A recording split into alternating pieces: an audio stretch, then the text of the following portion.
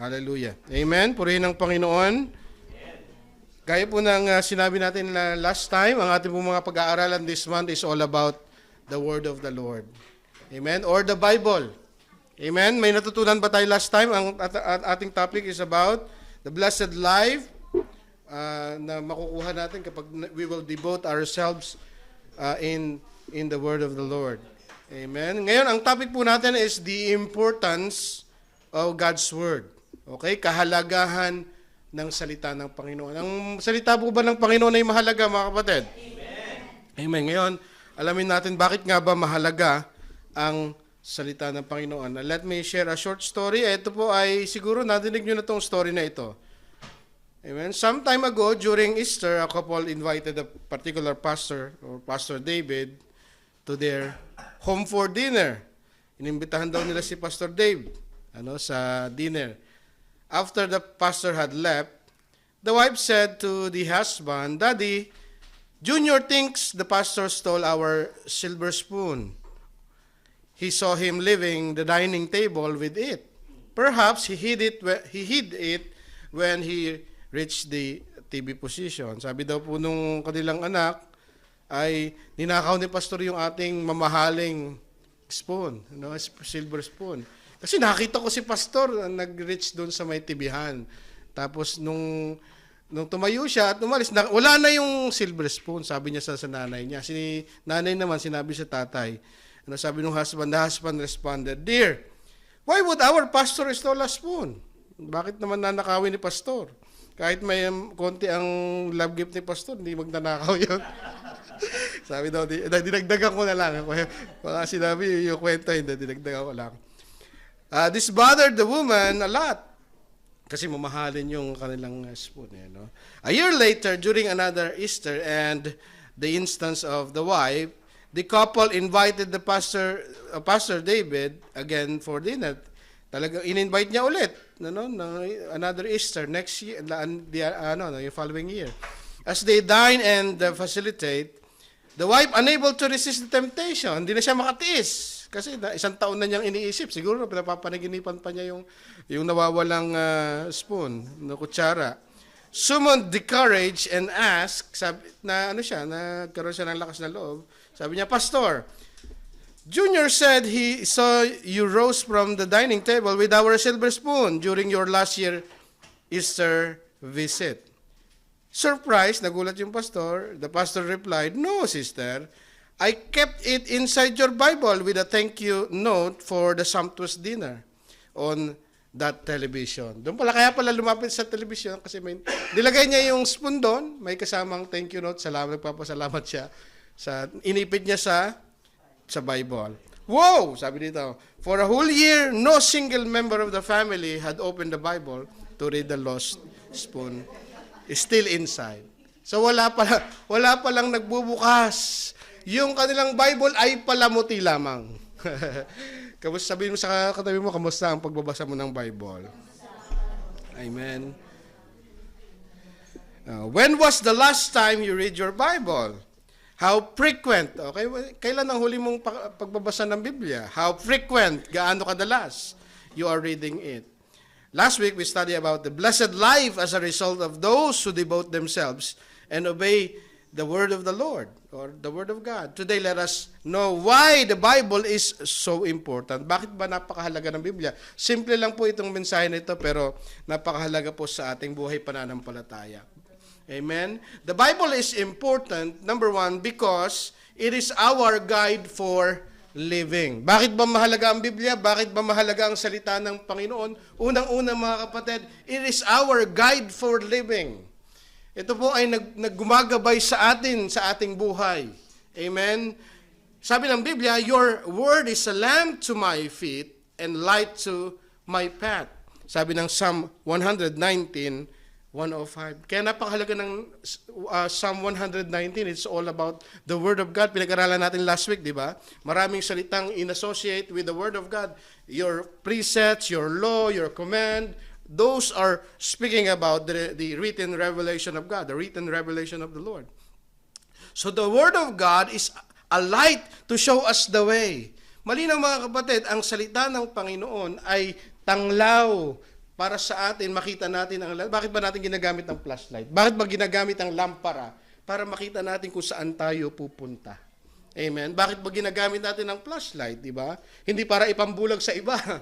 Ano? Ang gamit ng flashlight, mga kapatid, para makita natin kung merong danger, merong peril, merong mga yung dadaanan po natin ay maayos kung saan tayo pupunta. So therefore, it is our guide for living. Maraming nagsasabi, pero hindi naman totoo. Itong daw sinasabi po rito, kasi sabi niya dito, your word is a lamp to my feet and a light to my path. May mga nag-i-interpret na yung unang panahon daw may lampara daw na nakalakabit sa paa pero it's not proven. It is not walang basis yung interpretation na yon. So ang ibig sabihin lamang dito, mga kapatid, ang salita ng Panginoon ay tanglaw at ilaw sa ating mga landas. It guides us sa ating pamumuhay. The word is so dark and the Bible serves a light to help us navigate. Ang mundo, mga kapatid, ay pasama ng pasama. Amen? Pasama ng pasama. Yung mentality ng mga tao ay pasama ng pasama. Makikita natin yan. Pag binuksan mo ang TV mo or ang mobile mo sa YouTube, sa news, every day, it's getting worse. Kaya nga, the world is so dark and the Bible serves a light to help us navigate. Mahirap kapag lagi natin pinakikinggan yung mga bad news, yung nakikita natin puro darkness sa paligid natin, nahihirapan tayo mag-navigate. Pero yung word of the Lord is a light to help us navigate. The characteristic of light is it reveals danger. Diba? Kapag yung ilaw, yung flashlight, yung lampara, ang ginagawa nito, ang characteristic nito, pinakikita sa atin kung meron bang mamaya may ahas. Diba? Mamaya may mga patibong. Okay, may pako. Nakikita natin, it reveals danger. The same thing sa word ng Panginoon, it reveals dangers as we walk through the dark path, no? Kasi dito sa mundo na ito ay pasama ng pasama. Nakikita natin kung alin yung mga masama. It also shows us the right path. Nakikita rin natin kung alin yung tama. Kasi mahirap makita yung tamang landas. Alam natin yung tamang landas, pero kapag madilim ang paligid, mahirap hanapin. Mahirap puntahan yung tamang landas. Therefore, the word of the Lord it helps us navigate. We should not choose worldly advice over the wisdom of God's word. Andiyan kayo, mga kapatid? Huwag nating pipiliin yung worldly advice, yung worldliness, yung worldly wisdom over the word of the Lord. Kaya makikita natin sa Biblia, God's word is the ultimate source of wisdom to help us how to live right. Huwag ka na maghanap ng iba pang karunungan para mamuhay dito sa mundong ito, mga kapatid. Dahil ang salita ng Panginoon ay liwanag. It guides us. Kasi minsan naghahanap pa tayo ng mga source of wisdom. No? Ano kaya sinasabi ni Guro Parambona? Kung sino-sino mga guro. Hahanap ka, paano kayo mamuhay na may kapayapaan? Makikinig tayo kung kani-kanino, mga kapatid. Diba? Andiyan kayo? Pero ang salita ng Panginoon, ang source ng lahat ng kailangan natin. We should not choose worldly advice over the wisdom of God's word. God's word is the ultimate source of wisdom to help us how to live right, para mamuhay ng tama. Huwag ka nang yes, hindi naman natin sinasabing walang katotohanan sa labas Di ba? Meron pa rin katotohanan dun which is always connected sa Biblia or it is also related sa Bible. Pero nandun na ang lahat sa salita ng Panginoon. Bakit pa tayo aasa sa iba? Psalm 1 verse 1 to 2 says, "Blessed is the man who does not walk in the counsel," yung payo, karunungan ng mga masasama, "or stand in the way of sinners, or sit in the seat of mockers. But his delight is in the law of the Lord. On His law, He meditates day and night." Nakita niyo yung comparison? Sabi niya dito, mga kapatid, "Blessed is the man who does not walk in the counsel of the wicked, and stand in the way of sinners, and sit in the seat of mockers, but his delight is in the law of the Lord." Hindi yung worldly wisdom ang inaasahan mo, and you ignore the word of the Lord. Hindi. You delight in the word of the Lord. Ang kaligayahan mo, ang lagi mong binabasa, ang lagi mong inaasam-asam ay ang salita ng Panginoon. Amen? Andiyan kayo mga kapatid? So the word of God is a light to show us the way. God's word is our GPS to guide us to the way. Sino po gumagamit ng GPS dito? No? Diba? Gumagamit tayo. Saan kaya ditong malapit na parlor? O, hanap ka. Saan dito malapit na tindahan? Maghahanap tayo mga kapatid eh. Ano ba ibig sabihin ng GPS? Global Positioning System, better known as GPS, has become an integral part of our everyday life. It helps us to move from place to place. God's word is like a GPS. It helps us to move towards our destination. Amen? Meron tayong pupuntahan lahat mga kapatid eh. Andiyan kayo? May pupuntahan tayong lahat eh. Meron tayong destination. Pero ang tanong, paano tayo makakapunta ron? So the Bible helps us to go to our destination. The Bible is our GPS. The Bible is God's positioning system. GPS din eh. God's positioning system that helps us get back on His path. Naliligaw tayo minsan, tama? Mabuti pa kayo, hindi naliligaw. Minsan nagkakamali tayo, lumiliko tayo sa kaliwat sa kanan eh, di ba? Pero ang salita ng Panginoon, it helps us to get right back in the right path. Amen? Tinutulungan tayo ng Biblia, ng salita ng Panginoon, bumalik sa tamang landas ng Panginoon. The Bible is God's positioning system that helps us get back on His path. Take note, not our path, but His path. Sometimes the Bible will tell us to turn left or turn right. But oftentimes, the Bible will tell us to make a U-turn.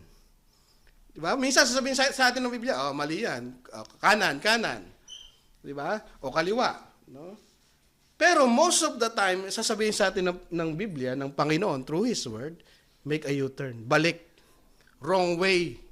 Tama mga kapatid, pag nagkakasala tayo, mali na yung ginagawa natin sa buhay, mali na yung dinadaanan natin, hindi lang kailangan ng kaliwa o kanan na turn eh. Minsan okay yan, nagkakamali tayo ng landas, kailangan lang i-correct ng Panginoon eh. May konting pagkakamali. Pero minsan, mali na talaga yung ating nilalakaran. Ang sinasabi sa atin ng Biblia ay make a U-turn, repent, turn to God. Amen? Kaya kailangan ng U-turn. Diba? Ganun, kapag gumamit ka ng Google Map ganun eh. I-reroute ka eh. Diba? Pagka nagkamali ka ng turn, i-reroute ka ng Google Map. Christians should not lean on their own understanding. Hindi tayo dapat umasa sa ating karunungan. Kapag ka nilalandas natin, tinatahak natin ng landas ng mundo, ng ating buhay, our journey of life, dapat hindi tayo umasa sa ating karunungan. Hindi, ito ang pangarap ko sa buhay, ito ang mga gagawin ko sa buhay. Ito ang mga number 1, number 2, itong mga plano ko, napakaganda. You should not lean on your own understanding. We should constantly seek God's wisdom. Dapat palagi, Lord, tama po ba itong gagawin ko? Tama po ba itong plano ko sa buhay na ito? Hindi po ito yung mga, ayoko po ng aking sariling karunungan, pero yung karunungan mo, Panginoon. Amen? Christians should not lean on their own understanding. We must constantly seek God's wisdom in all our decisions in life. Kapag nagdidesisyon po ba kayo, kumukonsulta tayo sa Panginoon, ano kayang sinasabi ng Panginoon sa mga bagay na ginagawa ko na ito? Lagi nating sinisik ang kalooban, ang wisdom ng Panginoon sa lahat ng ating gagawin. Ito bang planong ito ay nakalulugod sa Panginoon? Kasama ba si Lord sa mga plano mo? Tanungin mo katabi mo, kasama ba si Lord sa mga plano mo sa buhay? Gusto ko po ito, yumaman. Gusto ko po, asan si Lord sa picture? Diba? Kaya lagi mo dapat kinukonsulta pang Lord. Kalooban mo ba itong sa buhay ko? Ito ba ang naisin mo sa buhay ko? Dapat wala ka ng ibang naisin, kundi i-please ang Panginoon. Yan ang number 1 goal ng buhay natin. Diba? Whether you eat or drink, whether whether whatever you do it for the glory of God. Lahat ng gagawin mo, kalit-liitan. You do it for God's glory. Sabi nga ng Proverbs 3:5-6, alam na alam ninyo yan, memory verse ninyo.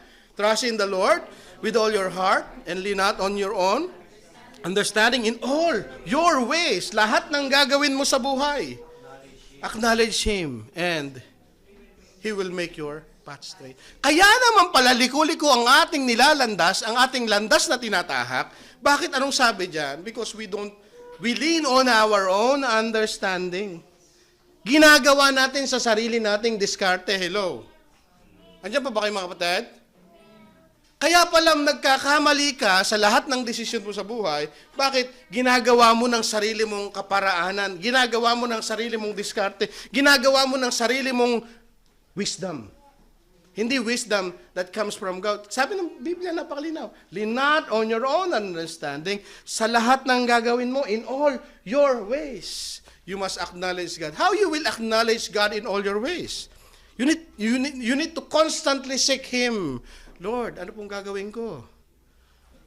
Amen? Lord, bibili po ako ng lupa. Bibiling ko po ba ito? O yan, di ba? Lord, ito ipapasukin ko itong trabaho nito. Kalooban mo ba ito? You always seek God in all your ways. We must not make God's word as plan B. Ang problema, ginagawa nating plan B. Yung Biblia, yung salita ng Panginoon. When our own ways fail, we tend to run to God's word as plan B. Pag yung diskarte natin nag-fail, yung plano natin nag-fail, ngayon hahanap tayo sa salita ng Panginoon, aasa tayo sa Diyos, nagiging plan B lang, nagiging reserba. Pero mabuti na lang, good thing, God does not condemn us when we made a wrong turn. Yun ang kagandahan. Okay, nagkamali ka. Hindi naman sasabi, sabi ko na sa iyo eh. Hindi naman eh. Wine-welcome pa rin tayo ng Panginoon. Di ba, para prodigal son, bakit sabi ba ng Panginoon sa prodigal? Sabi ko sa iyo, wag kang Hindi. Malayo pa lang, tumatakbo na yung tatay. When God ran, di ba? Sabi nga nung kanta, when God ran. That's the only time na nakita niya na ang Diyos, ang Ama ay tumakbo. When God ran. Bakit? Nakita niya sa malayo pa lang yung anak niyang prodigal, yung anak niyang pariwara.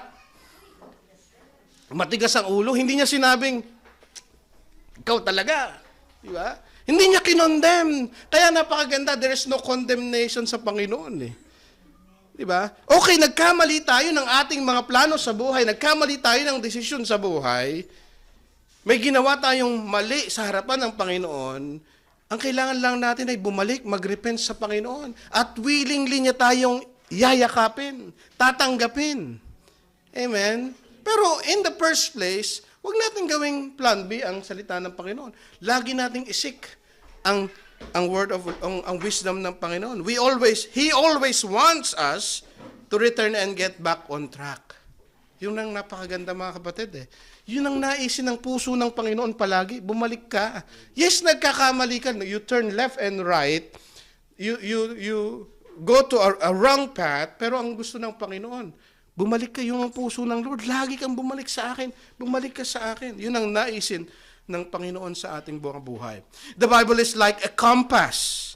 It always points the believer in the right direction. Napakaganda ng compass eh, no? Very mysterious mga kapatid eh. Laging nakatuon sa north eh. No? Kasi nga may magnet na nakalimutan ko na explanation. May magnet ang nakakonect siya sa north. Kaya it points you always to the north, to the right path. So ngayon ang Biblia, it points us to the right path. Yung tinatawag nating north sa ating landasing tama.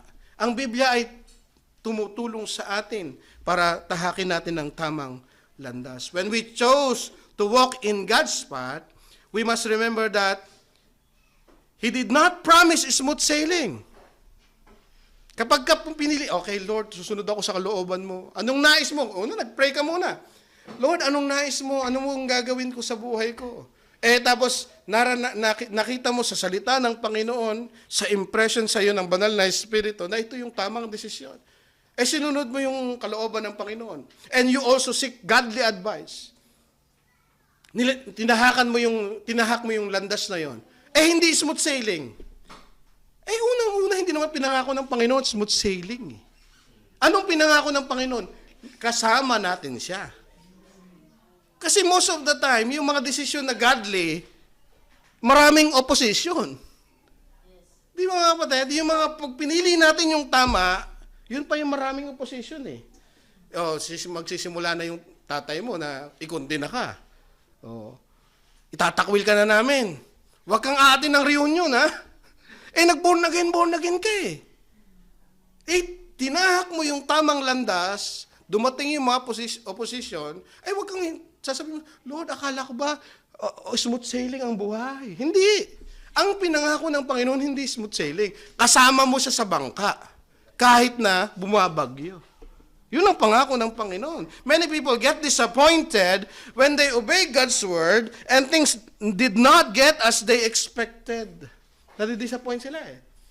Lord, akala ko pa pag sinunod kita, blessing, blessing, blessing, sabi ni pastor Sabi ng pastor ko na natinig, kapag sinunod mo ang Panginoon, obey God, only blessing will follow. Ba't nung nagsumunod ako sa Lord, tinanggap kita bilang Panginoon, problema. Bindirect ako ng boyfriend ko. Kasi, born again na daw ako. Ayoko na, Lord. Na-disappoint ka ngayon. Ang buhay Kristiyano, mga kapatid, hindi smooth sailing, hindi bed of roses. Actually, ang pangako ng Panginoon, in this life, you will have many troubles. People will condemn you. People will mock you because of your faith. What Jesus promised you is, He will be with you always. Yun ang pangako. I will be with you always. Okay, mahirap ang buhay. Hindi naman laging, yes, may mga pagpapalang ipararanas sa iyo ang Panginoon. Pero may mararanasan ka pa rin hirap eh. Pero ang pinangako ng Panginoon, napakaganda, hindi kanya iiwan. Di pa ba? Kasama mo siya. Di ba? Yung footprint in the sand, di ba? Nagtataka daw siya, bakit dalawa na lang yung footprint sa sand? Iniwan mo na ba ako, Lord? Na-realize niya at the end of the story, na-realize niya, buhat na pala siya ng Panginoon. All of the time, all of a sudden, makikita natin, kasama natin palagi ang Panginoon. Kahit hindi mo siya nararamdaman, kahit hindi mo siya nararanasan, parang wala siya, kasama mo ang Panginoon. Sabihin mo sa katabi mo, kasama mo ang Panginoon. Amen. Some people often ask God to speak to them while their Bible is closed. Sabi na, Lord, mangusap ka, bakit hindi ko maranasan yung salita mo, bakit hindi ka nangungusap? Hindi ka nagbabasa ng Bible. While their Bible is closed. Ang salita ng Panginoon, nandyan na eh. Di ba, you keep on begging God, Lord, speak to me, Lord, speak to me, Lord. Hindi ka nga nagbabasa ng Bible, busy ka YouTube eh.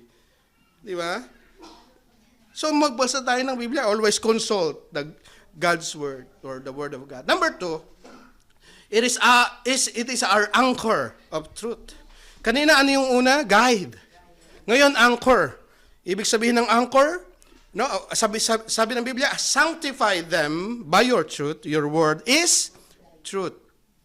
An anchor is a device normally made of metal used to secure a vessel to the bed of the body of the water to prevent the craft from drifting due to wind or current. Alam naman natin ng anchor eh. Dinefine ko lang para maintindihan nating lahat eh. Andiyan kayo mga kapatid. Yung anchor, alam niyo naman yan, yung bakal, di ba, binababa yun kapag i-stop ang barko or ang bangka, wala namang anchor eh, di ba? Yung mga barko, para mag-stable siya, hindi pagka umaalon, hindi kung saan pumunta. So, ganun din ang salita ng Panginoon. It is from the Greek word, anchora. Ang ibig sabihin niyan, yung, anong tawag ng curve. Anchor is used in the Bible figuratively for security. Kaya ang salita ng Panginoon, security natin, it's truth. Ito yung angkla ng ating buhay. We live in culture that says, follow your own truth. Follow your own understanding. Yan ang makikita natin kapag nagbukas ka ng Biblia, nagbukas ka ng Facebook, ng YouTube, laging sasabihin, follow your heart. Follow your own truth. Di ba? Yan ang laging sinasabi. Yung sarili mong katotohanan. Pero sabi niya, go where your heart leads you. Kung saan ka nililid ng puso mo, doon ka pumunta. Abay, delikado yun mga kapatid. The problem is our hearts are deceitful above all else. Deceitful yung puso eh. Kasi nga, tayo ay makasalanan. Jeremiah 17:9 to 10. Our hearts are deceitful above all else. The result is often misled and wayward. Thus, we need an anchor to safeguard our hearts and thoughts. Yung ating isipan at ang puso, kailangan ng angkla. Kasi hindi mo pwedeng sundin ng puso eh. Makasalanan eh, mga kapatid eh. We are in fallen world eh. Amen? We cannot let our emotions rule us. People nowadays let their feelings dictate what is truth. Ang truth ngayon, nakabase na sa feelings eh. Di ba? Ay, feeling ko, I'm a woman trapped in a man's body. Ako'y isang babae. Natrap lang ako sa katawan ng isang lalaki. Yun ang feeling ko. Yun ang katotohanan para sa akin. Yan ang uso ngayon, mga kapatid. Oh. Yung mga tinatawag LGBTQ+++, eh. Ang dami kung ano nung na-invento. Eh. Some people says, I feel that I am a woman trapped in a man's body. The best protection against Satan's lie is to know God's word. Para protektahan ka sa mga kasilungalingan ng mundong ito, ng kaaway ni Satanas, abay, protect yourself through the Word of God. That's the best protection. Diba? We must live according to the truth of God's Word. It should be the basis of our life. Mamuhay tayo sa salita ng Panginoon, sa katotohanan. Para hindi ka maligaw, ito yung angkla mo eh. Para hindi ka dalhin ng alon ng mundong ito kung saan-saan. Ang salita ng Panginoon ay angkla natin. Biruin mo, sasabihin nila, ikaw pwede kang, ano yung pronoun mo? Pwede kang he, she, it. They. Basta ka naman nakakita nun. Kapag ka basic English, hindi mo pwedeng sabihin they, singular lang eh. Pero sa ibang bansa, pwede mo nang tanggapin na ang pronoun mo, they. Marami. Diba? Kung she ka, pwede kang he. Magagalit pa. I'm not he. You should call me ma'am. I feel I am a ma'am. Nakabase sa feelings eh. Wala na sa katotohanan. Ang linaw ng Biblia, ginawa lang Diyos lalaki at babae. Di ba? God created Adam and Eve, not Adam and Steve. Wala nang pangatlo eh. Gender eh. Malinaw eh. Yung salita ng Panginoon. Kaya nga ang salita ng angkla natin sa katotohanan eh. The Bible is the only book that the author is always present. Yun ang kagandahan. Kapag nagbasa ka ng Biblia, binuksan mo, ang author laging present, mangungusap sa atin. Pwede kang magtanong sa Panginoon. Amen. So when you open the Bible, ask the author and open your heart. Magtanong ka sa author, tapos buksan natin para malaman natin yung katotohanan. Number 3, it is our supplement for growth. Una, guide. It is our guide. Pangalawa, it is our anchor for truth. Number 3, it is our supplement for our growth. Ito yung pagkain ng ating spiritual.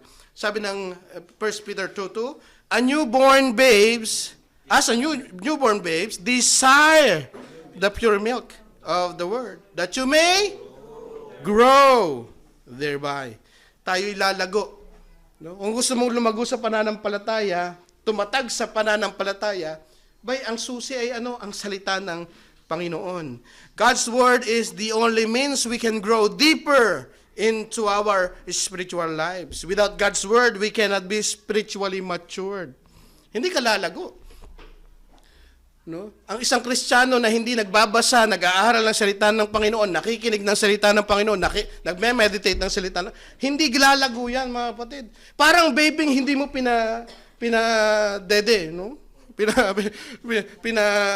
formula man yan or breastfed. Hindi yan lalaki ng maayos. Hindi magmamature ng maayos. But then, God's word is the only means we can grow deeper in our spiritual lives. Matthew 4:4, ang sabi ng Matthew 4:4, amen?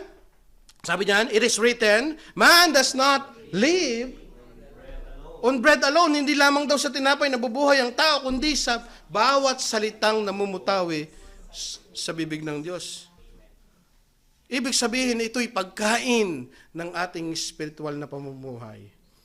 Kung ikaw ay kumakain ng pisikal, lumalakas, tumatatag ka sa buhay na pisikal, abay, ang salita ng Panginoon, ang pagkain ng ating spiritual. The Bible is meant to be a bread for daily consumption. It is not a cake for a special occasion. Andiyan kayo mga kapatid? Yung salita ng Panginoon, daily bread. Kinakain araw-araw. Hindi siya cake para sa birthday mo lang. Ay, hindi kakain. Magbabasa ako pag birthday ko, pagka mahahalagang event. O, pag mahal na araw, ayan. Magpa-fasting ako, magbabasa ako. Hindi. Araw-araw, binabasa dapat ang salita ng Panginoon. Kaya nga, a well-read Bible is a sign of a well-fed soul.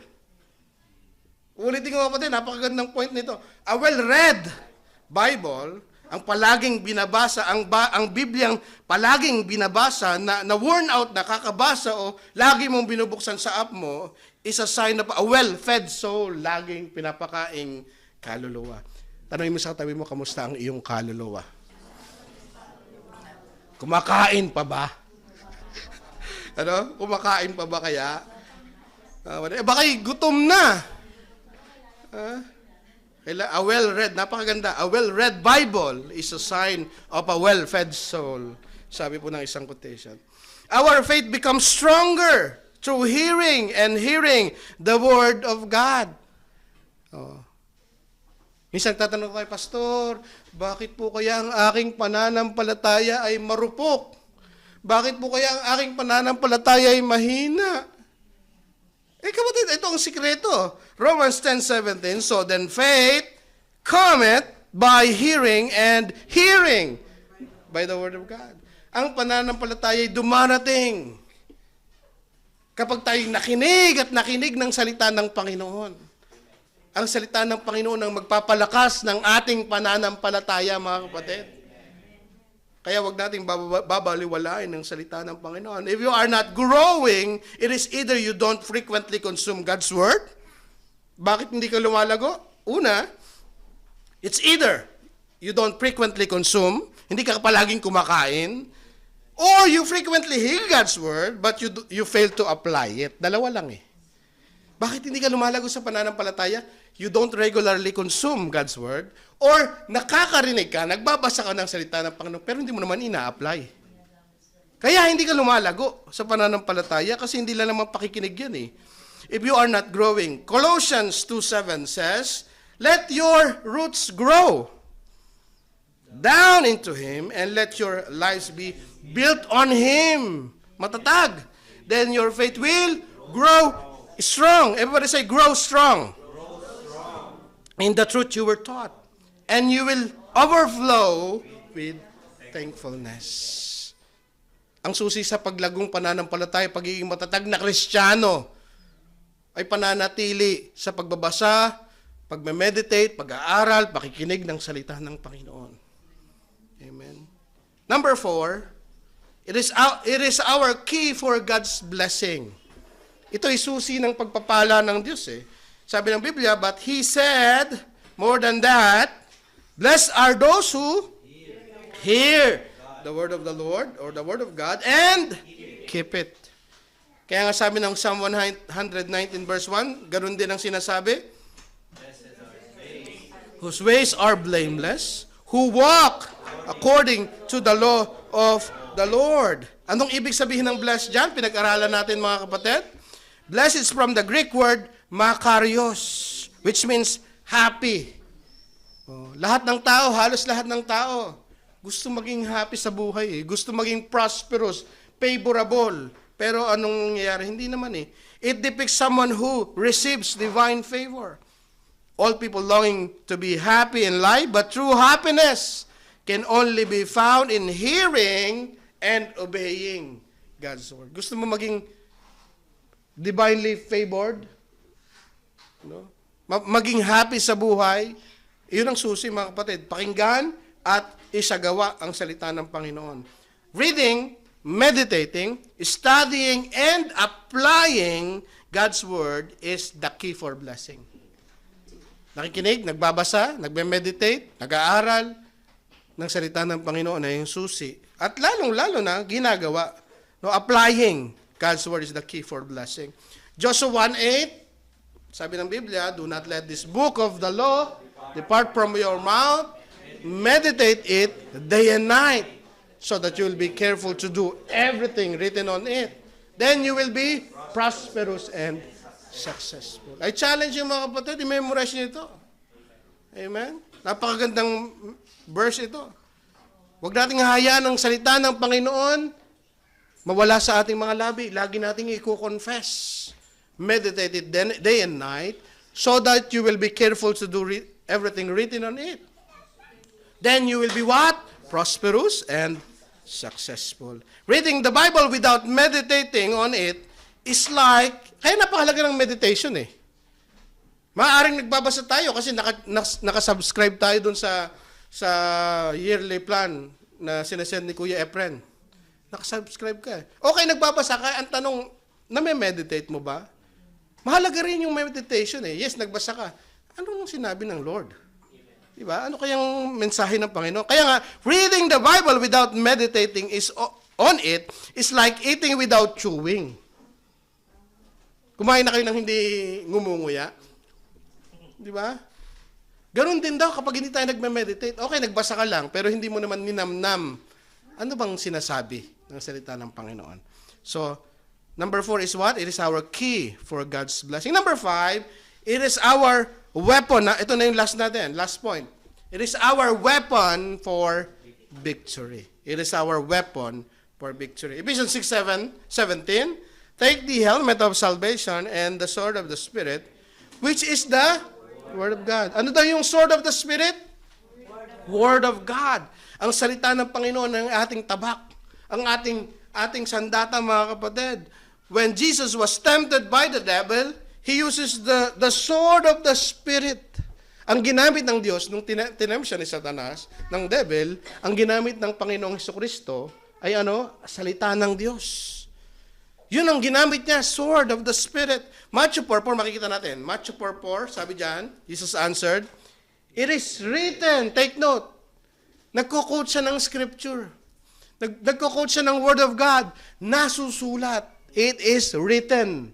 Man shall not live by bread alone, but by every word that proceeded from the mouth of God. Matthew 4:4 sabi doon.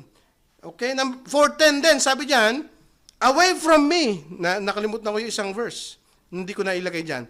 Sabi niya, Matthew 4:10, Jesus said to him, away from me, Satan, for it is written, worship the Lord God and serve Him only. 3 beses niya actually ginamit, hindi ko na ilagay yung isa. 3 beses ginamit, ano yun? Yung it is written. Nasusulat. So, ang salita ng Panginoon is what? Is our sword. It is our sword of the Spirit. It is our weapon. Sandata natin. So, kapag tayo may pinagdadaanan, mga kapatid, sa buhay, at may mga binibigay sa atin ng kaaway na mga lies, yung fiery darts na tinatawag, fiery darts of the enemy, lies of the enemy sa ating isipan, napakahalaga i-quote ang scripture. Ayun ang ating sword of the Spirit. No, mga kapatid? Pag sinasabi sa atin ng kaaway, isa kang makasalanan, wala kang papupuntahan sa buhay, sinasabi ng Biblia, I am forgiven. Di ba mga kapatid? I am forgiven by God. Di ba? Minahal tayo ng Panginoon. Namatay ang Panginoon sa krus ng Kalbaryo para sa atin. Amen, mga kapatid? It is very important. We must know how to wield the sword of the Spirit. No? Sword yun eh. Dapat alam mong i-wield. Dapat alam mong gamitin ang sword of the Spirit. It is important to read, meditate, memorize, and study the Word of God. Napakahalaga. It is important to read, basahin natin ang salita ng Panginoon, meditate, memorize, and study the Word of God. Sasabihin mo, pastor, busy ako eh. Talaga ba? Diba? Talaga ba talagang busy tayo? Ilang oras yung na-spend natin sa Facebook? Ilang oras yung ina-spend mo sa YouTube? Ilang oras yung ina-spend mo sa pakikipagmarites? ay huwag mo sasabihin busy ka. Di ba? Sabi mo sa atin mo, hindi ka busy. Sis, hindi ka busy. Hindi naman talaga tayo busy, mga kapatid eh. Hindi lang natin binibigyan ng oras ang salita ng Panginoon. So nakita natin yung kahalagahan ng salita ng Panginoon. Uulitin natin. Let's recap. Number 1, it is our guide for living. Number 2, it is our anchor of truth.